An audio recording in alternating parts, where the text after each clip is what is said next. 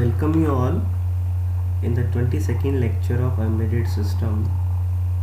So in the last lecture we have talked about the earliest deadline first algorithm, that how this earliest deadline algorithm has scheduled a task depending on the task which has the earliest deadline, and then we have moved into the resource constraint scenarios in which that the resource is limited. So your algorithm has to, or some task has to go to some critical sections, and that is shared by another task, right? So in those scenarios, how to assign a resource, right? And we have seen that depending on the priority, if we assign that, what will happen, there is something, if there is a shared resource by the other task, the priority was inverted, right? So some task was having highest priority and that task has become to a lowest priority, right? And that is called as priority inversion,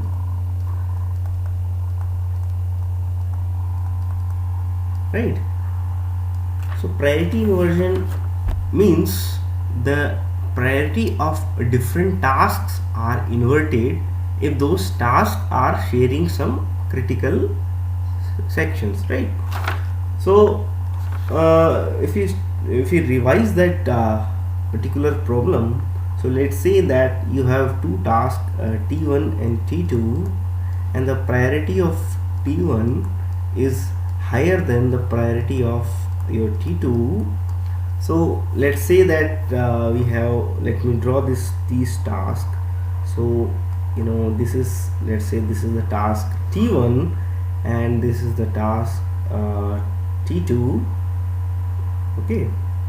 And let's take another task also, so which has the lowest priority.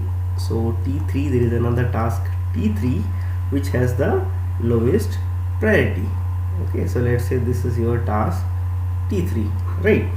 So let's assume that first T3 task has arrived. So first it will execute normally for a certain period, and right now at this particular point, it wants to access the critical section, right? So it will go to that critical section and it will start executing. So let's call this stage at P of S. So P of S denotes the task has entered into a critical section. So let's say this is your resource, okay? So your task T3 has gone into a critical section, right? So this is your task T3, this is your task T2, and this is your task T1, right? So at this point your T2 task has arrived. So let's say that this point basically your T2 has arrived. So now when the T2 has highest priority, it will put the task T3 on hold and it will start executing, right? So let's say this is start executing.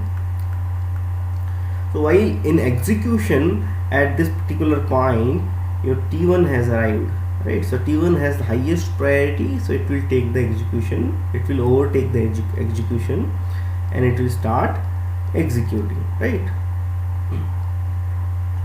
Now at this point the T3 has gone into a wait state, right? Because it was in critical section and it has gone into a wait state. Now at this point your T1 wants to access that critical section, right? But this is already occupied by T3, right? So what it can do, it cannot get access to the critical section. So in this case what will happen actually, even though it has the highest priority it will not able to get that critical section, right? And sometimes this wait period for the T1 might be longer than the worst case execution time of your T3. Okay, or any task, worst case execution time of any task, right? So what will happen? What will happen after that? It will go to the next priority task. So what will happen? Your T2 will start executing, right? Because T2 has higher priority than T3, isn't it? So T2 has start your execution, normal execution, because T2 is not asking for any shared resource, right? So it has started executing and it will finish its execution, and then still it cannot go to T1. Execution cannot go to T1 because it wants critical section, and critical section is already held by your T3, right? So your T3 will first complete this file engagement in the critical section. At this point it releases the critical section, and after this only T1 could able to execute, right? So what is happening? Even though the T1 has highest priority, it was not able to access, right? So its priority was actually inverted with respect to T3, right? So priority got inverted, and this is called as priority inversion, right? So this is not desirable, right? Because in the real time some tasks are very emergency task and very high priority task. So this was the problem which was occurring in the Mars Pathfinder. So Mars has the ISRO has sent a Mars Pathfinder. So what was happening actually? Let's say that there were 3 tasks. Okay, so let's say that the Mars Pathfinder has to perform 3 tasks. So Mars Pathfinder has to perform a task T1, say let's say T1, and then let's say T2, and let's say T3, right? So so T3 you can think of a task. So let's say that Pathfinder has to collect some data, right? So this is the actually task of a low priority task, right? So collect data. So that was a kind of low priority task, right? And T2, let's say that T2 could be the communication with the Earth station and other resources. So let's say that T2 was to the communication, and there is a some task which is a high priority task. So let's say that regular refreshing or talking to the Earth station, setting each and every activity after some time, right? So let's say that some task which were high priority task, that was in T1, right? So it has to it is a high priority task, right? So what is happening actually, let's say that T1 which is a high priority task, and your communication, right? So both were accessing a shared resource. Okay, so both were accessing a shared resource, right? So what is happening, as you have studied this priority inversion, the same thing was happening, although that P1 and P2 was high priority task, but they could not able to get that access to the shared resource, right? Because communication has to also do the shared resource, and the high priority task also has to do some or also has to access some shared resource. So what is happening during this time, although these T1 task was a high priority task, but it could not able to get that resource in particular. So what was happening? Because of this, whatever the data was collected, okay, whatever because the time for waiting period for T1 and T2 was getting much larger, right? So during the time in Mars Pathfinder, if there was no activity detected, that Mars Pathfinder was automatically resetting the whole system. Okay, so this, as we studied in the last slide, that during this entire period your T1 is blocked, right? So this T1 could be more than the worst execution time of any task, right? So when this time was much longer, and it was even higher than the particular time, so that Mars Pathfinder was resetting its own system, right? So because of frequency reset, this priority inversion was happening there. So then they have found out that the priority inversion bit was not set, right? So from the Earth station it was actually set. After that it could resolve it, right? So how it was resolved? To resolve this particular the priority inversion problem, there is a protocol that is called as priority inheritance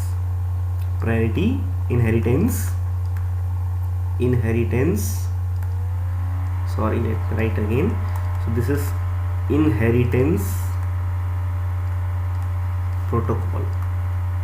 Okay, so what is actually this priority inheritance protocol, and how this protocol is able to remove this priority inversion problem? So let's see that this problem, what is actually this protocol. Okay, so now we will see that priority inheritance protocol.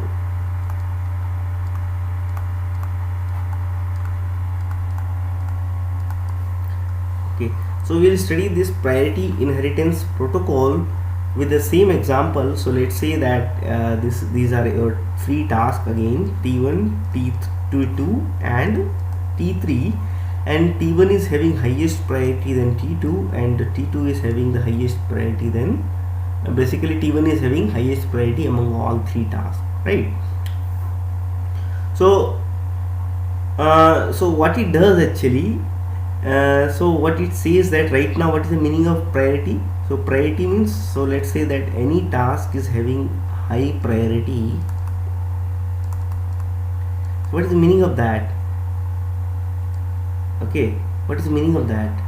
The meaning of that is it should get the shared resource immediately, right? So even if it is occupied by other tasks, it should get the resource, right? So in the Mars Pathfinder case, there was a high priority task. Let's say that another was a communication task, okay, and third task was, let's say, the data collection. Okay, so actually one way will come to your mind directly that what should I do to avoid this priority inversion problem? I will not allow any preemption, right? Any preemption. Preemption means, as you go back and see that your T2 was having highest priority, so T2 could overtake that particular task, right? So if you not allow preemption during the execution of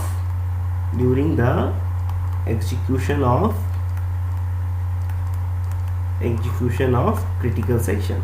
Okay, so if any of the task is in the critical section, and if you don't allow any preemption, okay, so what will happen? That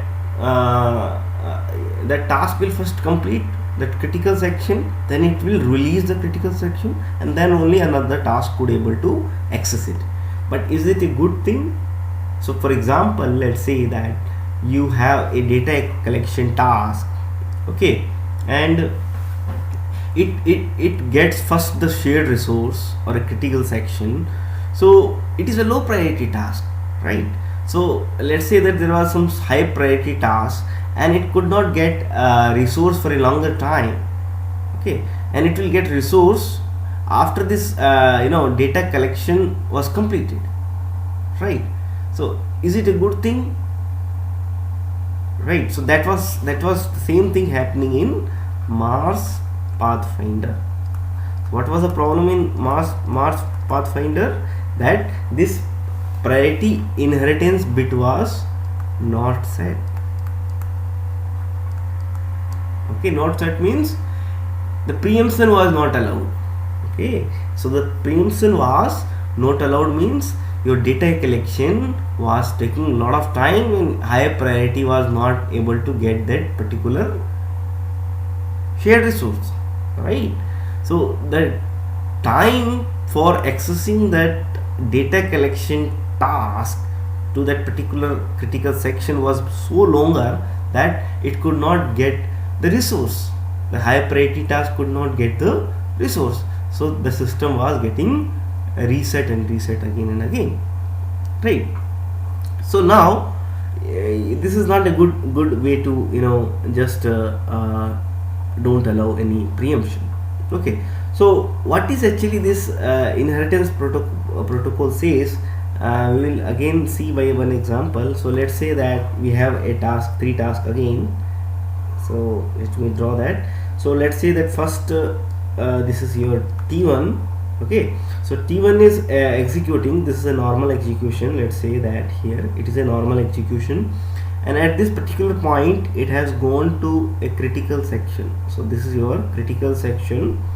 Okay, and at this particular point T2 has arrived. At this point T2 has arrived. So what will happen if you don't allow actually anyone preemption? So if you don't allow the preemption, what will happen? This will continue, right? It will not get actually this resource, right? Because T2 cannot be executed because we have we have disabled that preemption.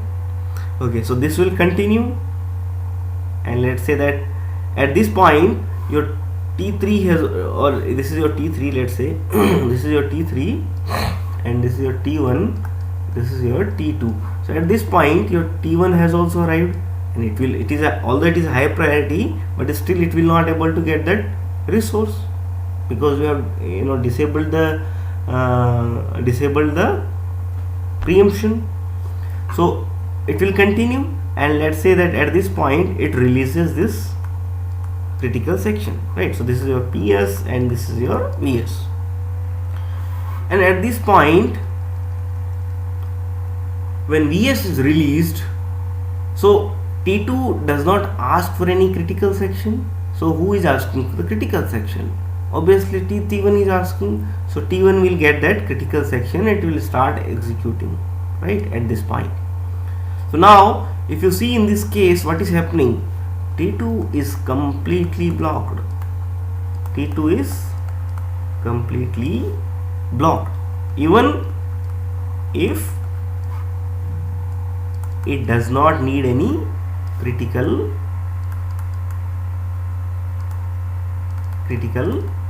section, right? So this is not a good technique. If you don't allow preemption, what will happen, that some task which even does not do not require critical section, they are completely blocked because of that, right? So let's see another case. So let's say that if task T1, if your task T1 executes PS, and already, so we are taking another case. So let's say that your task T1 execute PS. So first it is going into a critical section, and already T2 has acquired the corresponding resource, right? So T2 has acquired the corresponding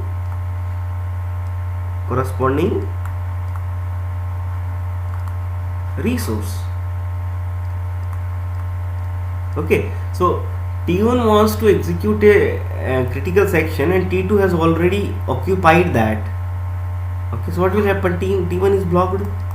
T1 is blocked because T1 will not able to get that access to critical section because this is already occupied by T2, right? So in this case so priority of your T1 is has become less than priority of T2, although the priority of T1 was larger than the priority of T2, but in this case your priority has become priority of T1 has become, sorry, let me write it, this is T2 and this is T1.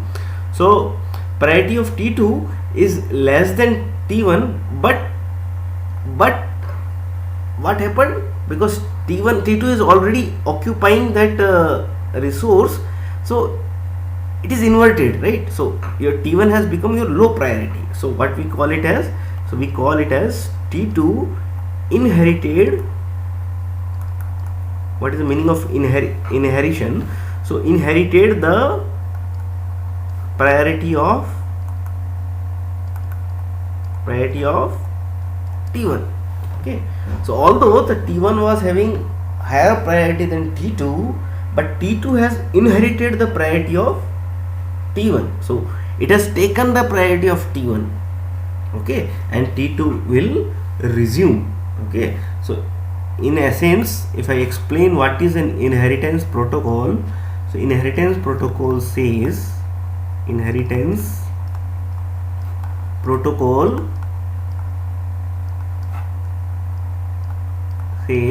that your low priority task can inherited, means it can snatch that priority of other high priority task. So snatching means kind of inheritance. It can inherit the priority, right? So it can inherit the highest priority, right? So it can inherit the priority of the highest priority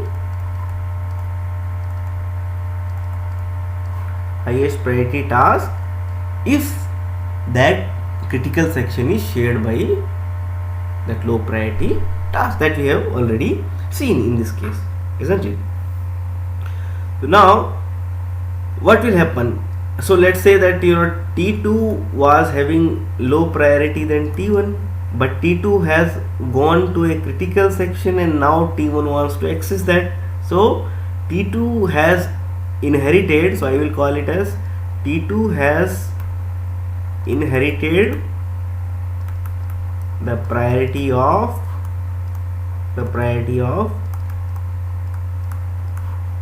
T1, right?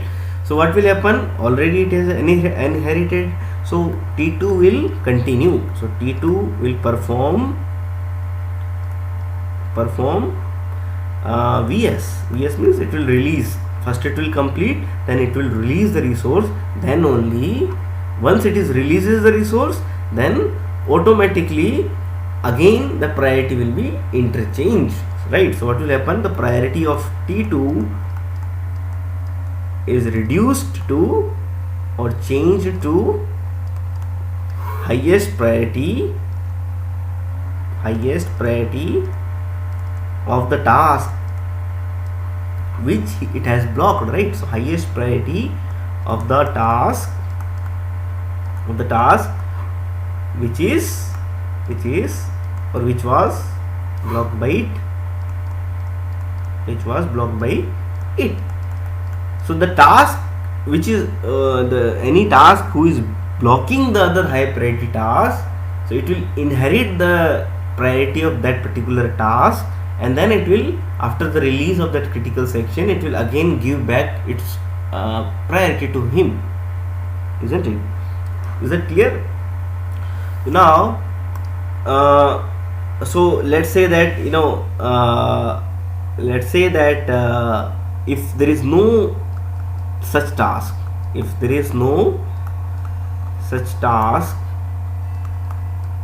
okay, so once it is released, so the priority of T2, okay, so let's say that if there is no other higher priority task, so once it is released the resource, the priority of T2 will become again the original priority.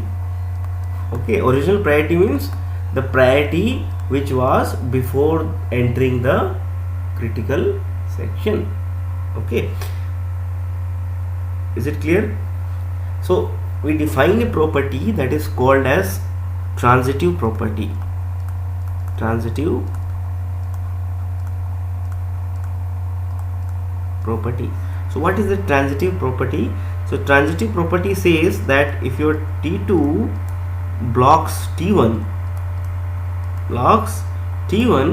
and your T1 blocks T0, then your T2 inherit the priority of the highest priority task. Okay, so that what is that priority task? Priority of T0. So in this case, if T0 has initially the highest priority and T2 is the lowest priority, right? But T2 has gone into a critical section and T2 has blocked T1. Also, the T1 has blocked the T0. So in this case, your T2 is inheriting the priority of T0, right? So we will see this one example, small example, and then we will understand what is this priority inheritance protocol. So let's say that you have again 3 tasks. So let's say this is your T3, this is your T2, and this is your T1. So T3 has come here, it has gone into a critical section, and then it is continuing here, and at this point your T2 has arrived. Okay.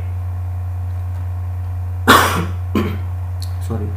So T2 has arrived. So T2 does not ask for any critical section, right? And T2 has highest priority.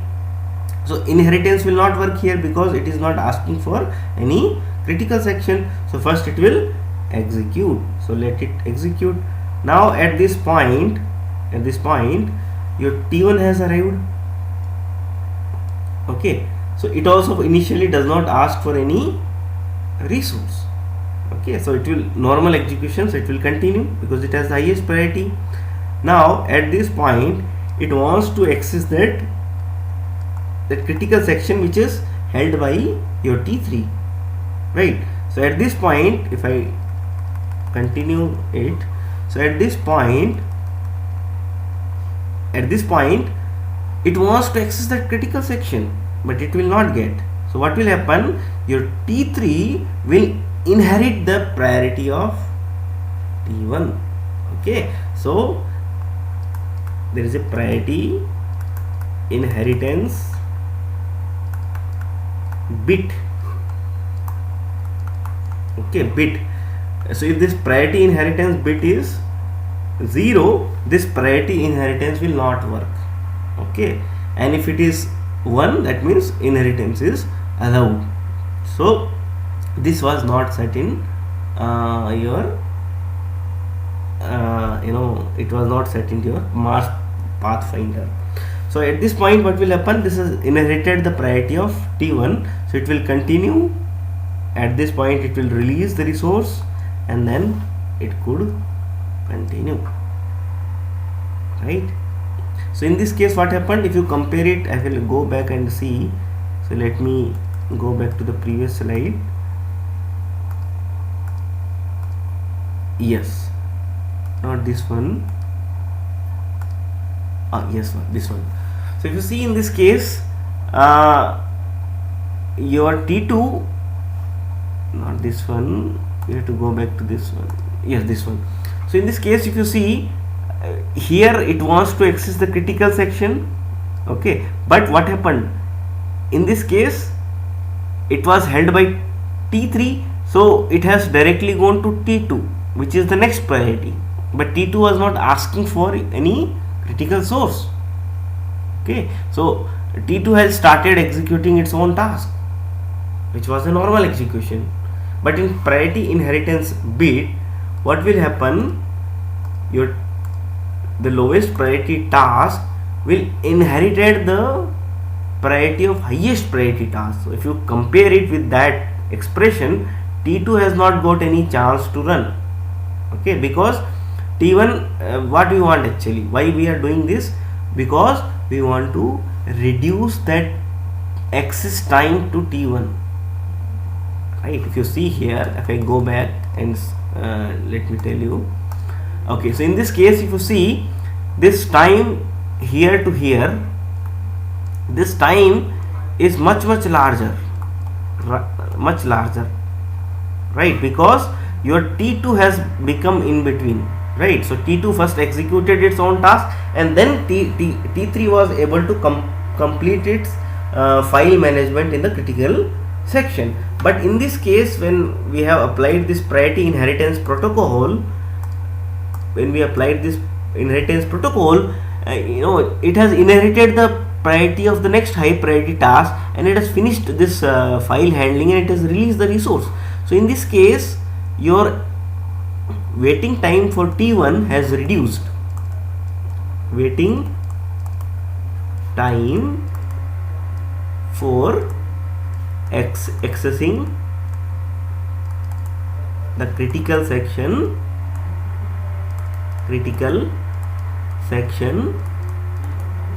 has reduced, right? Which was desired, because it is a high priority task and it should able to get immediately the or with a less time it should get the critical section, right? So this was desired, and we were able to solve it. Okay, but this priority inheritance protocol also has some problem. And what is that problem? We will see. So let's say that we have, again we will take another task in which we will take this time two shared resources. So let's call those resources as resource A, or basically critical section. There are two critical section A and critical section B. Okay, so let's say that your T3 has come first, okay, which was a low priority task. So let me define the priority also. So T1 has highest priority, then T2 and T3. So T3 has come first, so it has started executing, and at this point it went into a critical section. Okay, so if I am going into a first critical section, I will call it as P of A. Okay, now it is a kind of nested accessing. Okay, nested accessing of critical section. So if it was executing at this point, it needs to access another critical section. Okay, so at this point it is a kind of nested critical section. So this is nothing but nesting of critical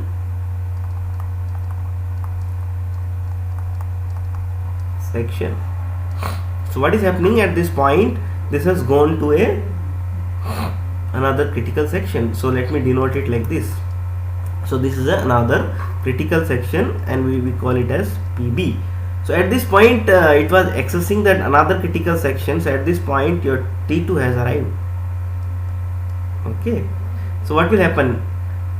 Obviously T2 has highest priority, so it will start executing first, right? Priority inheritance will work when two tasks want to access that critical section, same critical section, then only priority inheritance will work. But T2 does not want to access the critical section, it wants to do normal execution, right? So it will start executing normally, and at this point it wants to access the second critical section, not first critical section. So what will happen? T3 will inherit the priority of the another task which wants to access that critical section, right? Particular critical section. So T2 wants to access the critical section PB, so it will inherit the priority of T2. Now T3 has become the highest priority, and at this point it will finish its it will try to finish your second critical part. But it was actually finishing, but it has not released yet. It has not released the critical section yet. So at this point your T1 has arrived. Okay, so T1 T1 first it will execute normally. At this point it wants to access your first critical section. So what will happen? This is held by T3. Right, it is held by T3. So what will happen? T3 will inherit the priority of T1, which is the highest priority. So obviously T3 will start executing first. So at this point T3 will continue sharing or accessing its second critical section, and it will release the second critical section. Now still it is at hold only, right? And this is what this is also on hold, right? So it will inherit the next highest priority, which is T2. So then it will continue your releasing of first critical section, and then it will release it.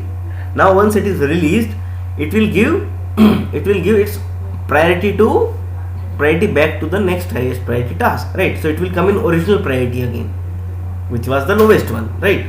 So now who is the next highest priority? Obviously T1. Right? So T1 will get that first critical section, which I am denoting it as blank box.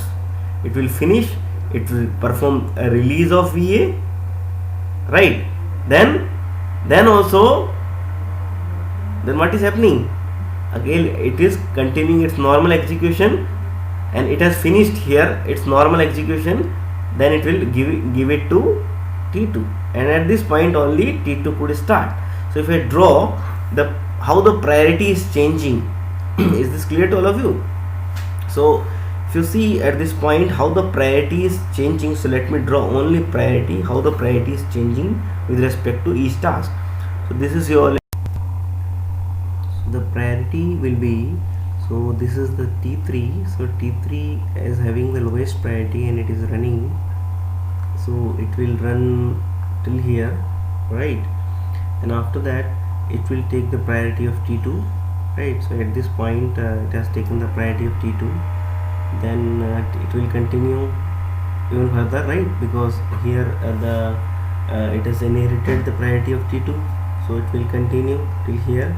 And at this point also it will continue, because at this point it is not asking for any critical section. T1 is not asking for any critical section. At this point it has inherited the priority of T1. So T3 has taken the priority of T1 at this point, and once it releases that VS, okay, so at this VS, sorry, it has releases once it releases the VA, at this point it will again come back to its original priority. So this will be the priority. So I have drawn the graph for priority, right? So in some cases what will happen, in some cases let's say that we take two tasks where T2 has the highest priority than T1. Then in this case what will happen, so let's say that this is T1 and this is T2.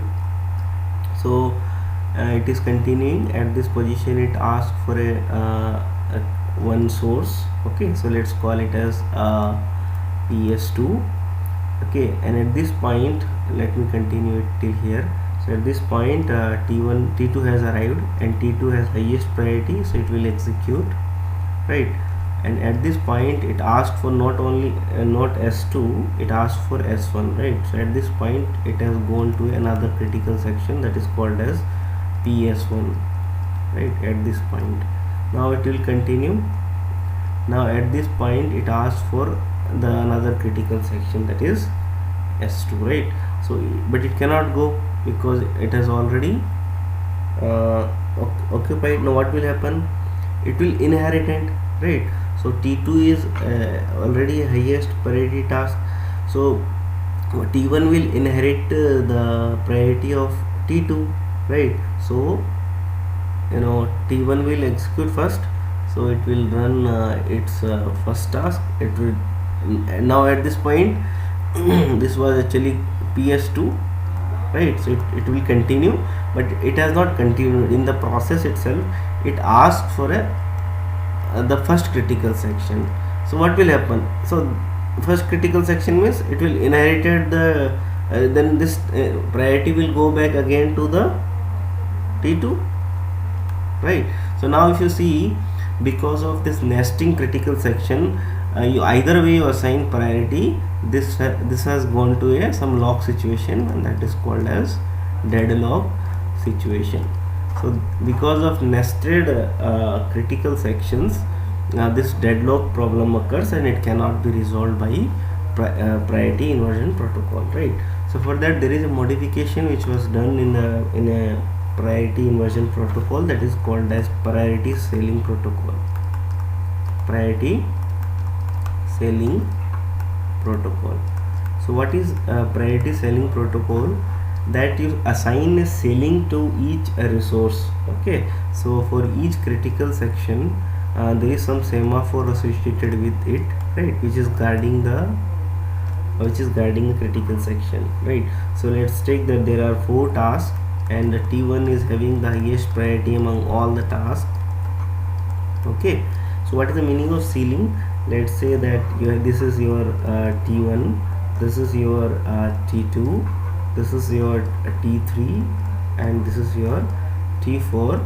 So your T1 wants to access first critical section, so let me call it as R1, resource 1, and T2 wants to access R2, T3 also want to access R1, and T4 wants to access R2. Okay, so there are 4 semaphore associated with, not 4 because 2 are the same task, so 2 semaphores, S1, S2, S1 and S2, right? So what it says, what is the meaning of ceiling? So ceiling means you assign the ceiling to the highest priority task, right? So what is the S1 and S2 will get? So S1 will get the ceiling of, so S1, who is accessing S1? T1 and T3. Who is having highest priority? T1. So S1 will get the priority of T1, and S2 is accessed by T2 and T4. So who is having highest priority between T2 and T4? That is T2. So S2 will get the ceiling of priority of T2, right? Now how this priority ceiling protocol removes this deadlock situation, we will understand by the one example. So let's take an example in which T2 is greater than T1. So what it says actually in general priority inheritance protocol, that a task Ti attempts to execute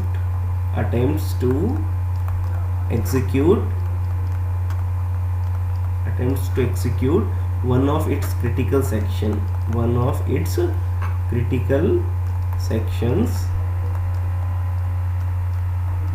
Let's call that particular critical section P of S of I, where S of I is the semaphore associated with that critical section.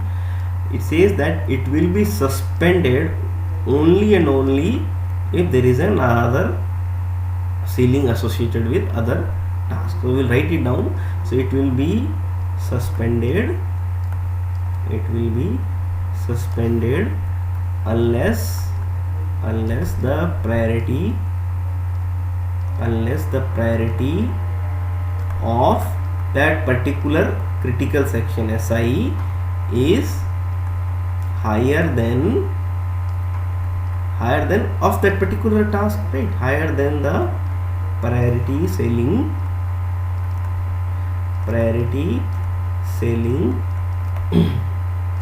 of all semaphores, right? So it should have if any other semaphore is having higher priority ceiling, then that task will take that critical section, otherwise it will not be suspended, right?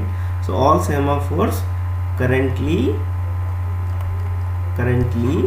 occupied by task other than Ti, T. So what is the meaning of that? We will see with this example, in which let's understand that, or let's assume that T2 is having the higher priority than T1, right? So in this case what will happen, so let's say that let's take first T1. T1 is having lowest priority, so let me write it here. T2 is having higher priority than T1, so T1 arrives first. Okay, so we will take the same example which we took in understanding the deadlock situations. If I go back, I can show you that particular example, yes, in which the deadlock was occurring, right? So same example I am containing here also. So T1 started, then what happened? It went to a resource, second resource, that is semaphore associated, that is S2. Then let's call these time instants as this is time instant T1, this is a time instant T2, this is time instant T3, and this is time instant T4. So what will happen at this point? T2 has arrived, so T2 is having highest priority, so it will execute normal execution, and that at this point it asked for a resource S1, right? So in the priority inheritance protocol, what was happening? If I go back and see, if you see, it has started executing the another critical section, because of that deadlock has occurred, right? But here what it will do, it will check the ceiling priority. So what is the ceiling priority? Since what is the ceiling priority of S1 and S2? So your T2 has access to both S1 and S2. So what is the ceiling priority? So let me write it down. Ceiling priority of S2 and ceiling priority of S1 is nothing but the priority of T2, right? Because T2 is accessing both the semaphores, so the ceiling is equal in this case. So what will happen when the ceiling is equal? So S2 has arrived first, right? So first it will not go into S1, so because the ceiling is same, so it will continue, and then it will come, not even go back to T2, because ceiling is same, so it cannot be suspended until it will release that resource. So this is your T4 to T5, it will complete.